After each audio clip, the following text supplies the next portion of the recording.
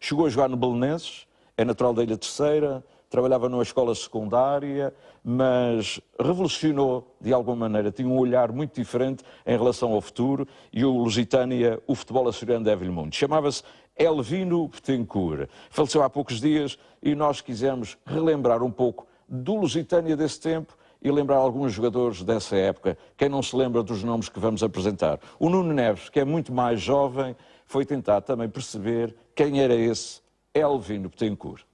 Fazia tal qual como se fosse um jogador. Ele, no trabalho específico, abdominais, tudo isso, ele fazia melhor que qualquer um de nós, já com uma idade muito mais avançada do que a gente. Ele ia à frente da equipa com quem querendo dizer que se eu faço, vocês têm que fazer. Portanto, era um treinador carismático. Está na sua sede social, que era um Lusitânia, no seu quartinho, na sua mesa e no seu banco, que era específico, era a sala do seu Elvino, o banco do seu Elvino e a mesa do seu Elvino, para que ele pudesse beber o seu tintim, estar ali à sua vontade.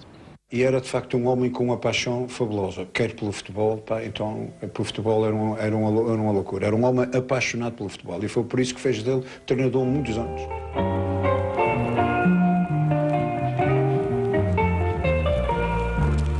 Lusitânia, Lusitânia, ombrado triunfante de grandeza e magia.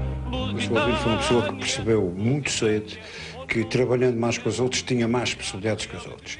E o Lusitânia trabalhava mais que os outros, por isso era diferente dos outros para melhor. Era o conhecimento de ter sido atleta, o conhecimento adquirido com outros técnicos a nível nacional, técnicos de nomeada que estiveram no Sporting, ingleses, e que ele veio depois a aplicar no Lusitânia. Era um marco no futebol da nossa ilha. E era um marco por duas razões. Para já, porque foi um jogador de grande nível, tendo representado o Belenenses, que na altura não era muito fácil. E o segundo, porque foi um dos técnicos que mais fez com que o futebol na Ilha Terceira evoluísse. O caso de treinar na areia na pré-época, isso também se deve a ele. O ginásio então é fabuloso, e depois era um homem que tinha de facto uma capacidade física fabulosa. Mesmo com 6 anos já muito avançados, tinha uma capacidade física invejável. Já não vou ao futebol, mas vejo futebol com muita frequência na televisão e vejo livros ser apontados por Ronaldo e coisas no género, com pontapés muito específicos que já na altura ele tinha tendência a nos ensinar. Triunfante de grandeza e magia, Lusitânia, Lusitânia, o nome radiante de entusiasmo e alegria. Foi ele que começou na primeira categoria do Lusitânia com 16 anos. Portanto, ele apostava naqueles que viam que tinham capacidade e que queriam trabalhar.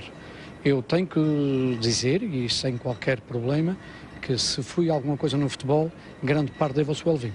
O Sr. Elvino fazia jogadores, fazia homens, fazia jogadores, fazia atletas. Numa altura em que saiu uma série de jogadores carismáticos do Lusitânia para o Marítimo, o Lusitânia estava com a agenda de ir fazer uma viagem ao Canadá e claro, sem esses jogadores todos, a direção arrefeceu um bocadinho em relação à viagem do Canadá. E o Sr. Elvino foi, de facto, a pessoa que disse, não senhor, a gente vai, vamos buscar uns miúdos que a gente vai buscar. No caso foi eu, foi o Aristides, o Dionísio, essa malta que mais tarde acabou por continuar sempre a jogar. E isso deveu-se precisamente ao Sr. Elvino. E as camisolas riscadas como esperanças a saltar, vão correndo de abraço. Notava-se a diferença.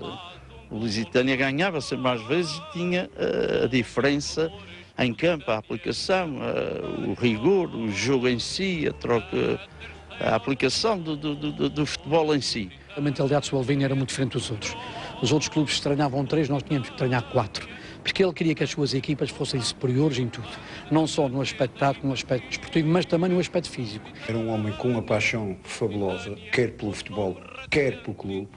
Era uma paixão maluca mesmo. E essa paixão ele transmitia isso a nós jogadores e era por isso que o Lusitânia muitas vezes vivia com uma paixão, uma coisa maluca. Era sempre a última pessoa do grupo, estava sempre atrás quando era para os festejos, não tinha aquela presunção